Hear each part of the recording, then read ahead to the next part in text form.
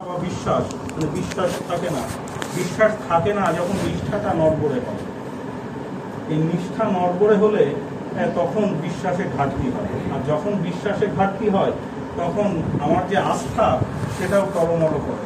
আর আস্থা টলমল হলে আমি বিভিন্ন ক্ষেত্রে বিভিন্ন স্থানে নিজের বিশ্বাসকে স্থাপন করে আমার মনের যে দুর্বলতা, আমার মনের যে অন্ধকার দিকগুলো রয়েছে সেইগুলোকে আলোকিত করবার চেষ্টা করি। এটা আমরা সবাই করি।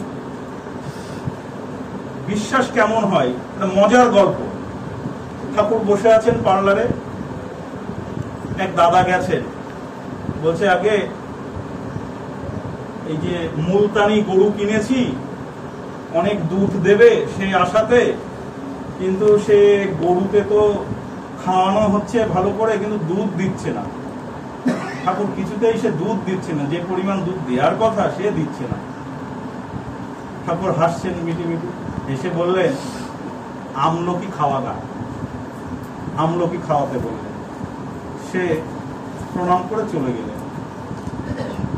এক দাদা এসছে, বলছে দীর্ঘদিন বিবাহ হয়েছে, সন্তানাদি হচ্ছে না, বাচ্চা কাচ্চা হচ্ছে না। ঠাকুর হাসছেন, ঠাকুর বলেন আমলকি খাওয়া গা। সেই মাকে আমলকি খাওয়ার কথা বলেন। আরো খানিক বাদে একজন আসছে, বলছে বছর বছর বাচ্চা হচ্ছে, ঠাকুর কি করি, কি হয়। যারা পাশে ছিল তারা সবাই বুঝতে পারছে, সবাই একটু সংযত হয়ে হাসছে। ঠাকুর আবার বলেন আমলকি খাওয়া গা। এই সব লোকজন চলে যাওয়ার পরে আমাদের কেষ্টরা জিজ্ঞেস করছেন, ঠাকুর যে গরুতে দুধ দিচ্ছে না আপনি আমলকি খাওয়াতে বললেন, বাচ্চা হচ্ছে না আপনি আমলকি খেতে বললেন, আবার অধিক বাচ্চা হচ্ছে আপনি আমলকি খেতে বললেন। তাহলে এই আমলকি কি ঠাকুর কোনোভাবে এই সব কিছুর ওষুধ হতে পারে? ঠাকুর বলছেন একেবারেই না, কোনোভাবে ওষুধ হতে পারে না, এটা ওষুধ নয়। ওরা যে বিশ্বাস করে যে আমি যেটা বলেছি সেইটাতে ওর হবে মঙ্গল, এই বিশ্বাসের থেকে ওদের শরীরের প্রত্যেক অনু পরমাণুতে আমার কথা ফলত হওয়ার আকাঙ্ক্ষা তৈরি হয়, আর তার ফলে যেটা হওয়ার সেইটাকে বয়ে আনে, সেটাকে আহ্বান করে। এই বিশ্বাসে আমি যা চাইছি সেইটা আহ্বিত হয়, আর ফলে কি হয়, আমাদের সেই পাওয়াটা, সেই হওয়াটা ত্বরান্বিত হয়। এই জন্য যদি বিশ্বাসের থেকে মাঝে গেছিলাম, একজন একটা সমস্যা নিয়ে পূজনীয় বিঙ্কিদার কাছে গেছে, মানে তার পেশাগত জীবনের একদম জটিলতম সমস্যা, উকিল টুকিল অনেক কিছু করেছে, অনেক কিছু দরকার, অনেক কিছু বিষয়। তা এরকমই একটা মজার তাকে একটা সলিউশন দিলেন পূজনীয় বিঙ্কিদা। সে সবাই হাসছে, সে দাদাও হাসছেন, আবার প্রণাম করলেন। সে দাদা বিঙ্কিদাকে প্রণাম করে উঠলেন, উঠে হাসতে হাসতে উঠছেন, তখন বিঙ্কিদা বলেন, শোনেন যেটা বললাম, এটা যদি বললাম মনে করেন তাহলে কিছু হবে না। এখানে ওই বিশ্বাসেই দাবার কাজ করে, যদি বিশ্বাস করেন তাহলে হবে, নচেত হবে না। আবার সঙ্গে সঙ্গে প্রণাম করলো, বলো আগে আপনার বলার এই শব্দের জন্য আমি হাসছিলাম, আপনার বলাতে আমার সম্পূর্ণ বিশ্বাস আছে, 100 বার হবে। ত্রিপুরার একজন মানুষ। তো বিষয়টা হচ্ছে বিশ্বাস, আর এই বিশ্বাস হচ্ছে এই কচুর পাতা বা পদ্ম পাতায় জলের মতো। ঠাকুর একদিন একটা গল্প বলছেন, গল্পটা হচ্ছে একজন শিব ভক্ত, তিনি শিবের আরাধনা করেন। শিব মহাদেবকে ভোগ দিয়েছেন, ভোগ দিয়ে দরজা বন্ধ করেছেন। দরজা বন্ধ করে তিনি কোন একটা কাজে গেছেন, গিয়ে বউকে বলে গেছেন যে খানিক বাদে ওই ভোগটা তুলে রেখো, আমি একটুখানি, তিনি যজমান করেন, আমি একটুখানি অমুকের বাড়ি যাচ্ছি, এখনই চলে আসবো আবার। যাই হোক, সে গিয়ে ফিরে এসছে, তার বউ সেই ভোগটা তুলতে ভুলে গেছে, বিলম্বিত হয়েছে। সে দরজা খুলে দেখে যে ওই যে মহাদেবকে ভোগ দেওয়া হয়েছিল সেটা ইঁদুরে খাচ্ছে। মহাদেবকে পুজো করে, সে মহাদেবের ভক্ত, ইঁদুরে ভোগ খাচ্ছে। সে দেখেন বিশ্বাস কেমন হয়, সে সঙ্গে সঙ্গে ভেবে নিল ইঁদুর তো গণপতির বাহন, গণেশের বাহন, তাহলে মহাদেবের ভোগ যদি গণেশের বাহন খায় তাহলে মহাদেবের থেকে গণেশ শক্তিশালী। যে কারণে গণপতিকে সমস্ত পুজোর আগে আহ্বান করা হয়, গণেশকে আগে পুজো করা হয়। তিনি করলেন কি, শিবের পুজো বন্ধ করে দিলেন, শিবের আরাধনা বন্ধ করলেন, করে গণেশের আরাধনা শুরু করলেন।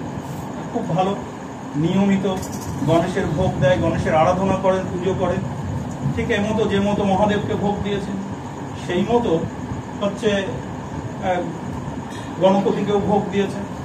একদিন দেখে দরজা খুলে যে সেই যে মশক, যে ইঁদুরটা ছিল, তারপর বলছে সেই ইঁদুরটা বেরিয়ে আসাতে তার বাড়ির যে পোষা বেড়াল, সেই বেড়াল ইঁদুরটাকে তাড়া করে বেড়াচ্ছে ধরবে বলে। ওই মানুষের মনে হলো, তাহলে গণেশের ইঁদুরকে যদি মা ষষ্ঠীর বেড়াল তাড়া করে বেড়ায়, তাহলে আমার তো গণেশের পুজো করার দরকার নেই। এই মা ষষ্ঠীর বেড়াল যে ষষ্ঠীর ধরে মানুষ, মা ষষ্ঠীকে ধরে মানুষের বাচ্চা কাচ্চা হয়, তাহলে এর বেশি ক্ষমতা, এনার বেশি শক্তি। তিনি গণপতির পুজো বন্ধ করে দিয়েছেন, দিয়ে মা ষষ্ঠীর পুজো করছে। খুব ভালো কথা, মা ষষ্ঠীর পুজো দিচ্ছে তার বিশ্বাস আস্থা নিয়ে, সমস্ত কিছু নিয়ে।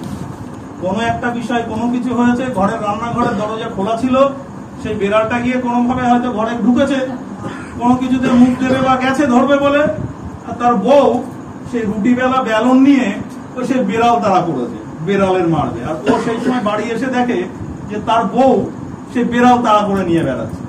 তার বিশ্বাস, তার মনে হলো যে এই সব দেবদেবীর থেকে তো আমার বউয়ের শক্তি বেশি, আমার বউকে পুজো করি বলে সমস্ত দেবদেবীর আগে যা পুজো ছিল সেসব বন্ধ হয়ে সে তার বউর পুজো শুরু করে। এই বিশ্বাস টলে গেলে, বিশ্বাস সরে গেলে, গুরুর থেকে বিশ্বাস সরে গেলে তার থেকে হতভাগা এই ইহলোকে আর কেউ নেই। যে গুরু থেকে সরে আসে, যে গুরুচ্যুত হয়, তার থেকে অধম এই পৃথিবীতে আর কেউ নেই, কেউ হতে পারে না। সমস্ত কিছু কম বেশি ভরপাই হয়, কিন্তু গুরু ছেড়ে দিলে তার ভরপাই কোনোদিন হয় না, কোনোদিন হতে পারে না। আর যখন আমাদের এই নিষ্ঠা টলে যায়, তখন নানান কিছুতে ঘুরে এসে বোর পুজো শুরু করে। তো সেই জন্য নিষ্ঠাটাকে অটুট রাখা দরকার। আর ওই যে অল্প সময় নন্দা খুব সুন্দর, যে বিশ্বাসীকে অনুসরণ করো, ঠাকুর বলছেন যে বিশ্বাসীকে অনুসরণ করো, তোমারও বিশ্বাস হবে। আমার বিশ্বাস নেই, এই বিশ্বাসে মানুষ হীন বিশ্বাস হয়ে পড়ে। তো সেই জন্য আমরা বিভিন্ন সময়, আর সবথেকে মজার বিষয় হচ্ছে ঠাকুর এত কিছু বলার পরেও আমরা যে পথ ভুল করব, আমাদের যোগ্যতা যে কতখানি, আমরা যে কতখানি ভালোবাসি, এটা তিনি জানতেন, তিনি বুঝতেন। আর জানতেন, বুঝতেন বলেই তিনি আচার্য পরম্পরা রেখে গেছে। তাহলে ওরে পাগল বেকুব, ঠাকুর বলছেন ওরে পাগল, ওরে বেকুব, ছন্ন ছাড়া তোরা হবি কেন সহজেই ইষ্টহারা। তাই আচার্য পরম্পরা আছে। আমরা আচার্যের কাছে গেলে আচার্য নির্দেশ আদর্শের ভিতর দিয়ে ওই যে ঠাকুরের ওই যে বাণীতে ঠাকুর বলছেন না যে কি হলো না বদলালে তোর বৃত্তি রঙিন ঝোঁক, ঠাকুর দেখিস, দেবতা দেখিস, লাখ বিভূতি হোক, কি হলো না বদলালে তোর বৃত্তি রঙিন ঝোঁক। আমাদের ভিতরের যে বৃত্তি প্রবৃত্তি আছে, এই বৃত্তি প্রবৃত্তির ঝোঁকই আমাদেরকে নিষ্ঠা থেকে সরিয়ে দেয়, আমাদের নিষ্ঠায় অটুট থাকতে দেয় না। এই বৃত্তি প্রবৃত্তির ঝোঁক আচার্য নির্দেশ আদেশের ভিতর দিয়েই আমাদের জীবন থেকে দূর হয়। আর যদি আমরা আচার্য নির্দেশ আদেশ না মানি, তখন দেখা যায় এই যাবতীয় যা আবর্জনা আমি ক্যারি করে বেড়াই, আমি প্রতিনিয়ত এই আবর্জনাগুলোকে আমার চরিত্রের সঙ্গে করে আমি বহন করে নিয়ে বেড়াই। আচার্য নির্দেশ পরিপালনের ভিতর দিয়ে একটা মানুষ, একটা অধমতম মানুষ, একটা অযোগ্য অপান্তেয় মানুষও সে প্রকৃত মানুষে পরিণত হয়। তার জীবনের প্রকৃত যে তাৎপর্য সেটা সে তখন খুঁজে পায়। সেই জন্য আমাদেরকে, আমরা সৌভাগ্যবান, সৌভাগ্যবতী যে আচার্য নির্দেশ পরিপালনের ভিতর দিয়ে ঠাকুর আমাদেরকে তার মুখী করে রাখার ব্যবস্থা করে রেখে গেছেন। যদি আচার্য পরম্পরা না থাকতো, তাহলে আমরা যে কি হতাম, কি করতাম, কোথায় দাঁড়াতাম, আমরা কেউ বলতে পারবো না সঠিকভাবে। সেই জন্য সব ক্ষেত্রে, সব অবস্থাতেই আমাদের ঠাকুরের উপরে বিশ্বাস তথা আচার্য কেন্দ্রিক হয়ে চলার চেষ্টা করতেন। আর এই চলার ভিতর দিয়ে দেখবেন আমার মন অন্যরকম চাইছে, আমার মন একটা কিছু চাইছে, আর আমি অন্য কিছু চাইছি, বা আমার নির্দেশ অন্য কিছু আছে আর আমার মন আর এক রকম আছে। এই যে আমি আমার মনের বিরুদ্ধে যুদ্ধ করছি, আমি আমার মনের বিরুদ্ধে লড়াই করছি, আমি আমার মনের বিরুদ্ধে ইষ্টমুখী চলনে চলছি, আচার্যদেব বলছেন এইটাই হচ্ছে প্রকৃত ভক্ত, প্রকৃত সৎসঙ্গীর কাজ। আমার যা ভালো লাগে আমি দীক্ষা না নিয়েও তো করতে পারি, আমি দীক্ষা না নিয়েও আমার যা মন চায়, আমার যা ভালো লাগে আমি তাই করলাম, আমি দীক্ষা নিয়েও সেই একই জিনিস করলাম। তাহলে আর দীক্ষা নিয়ে আর ঠাকুরকে ধরার আমার সার্থকতা কোথায় গেল, আমার লাভ কোথায় গেল?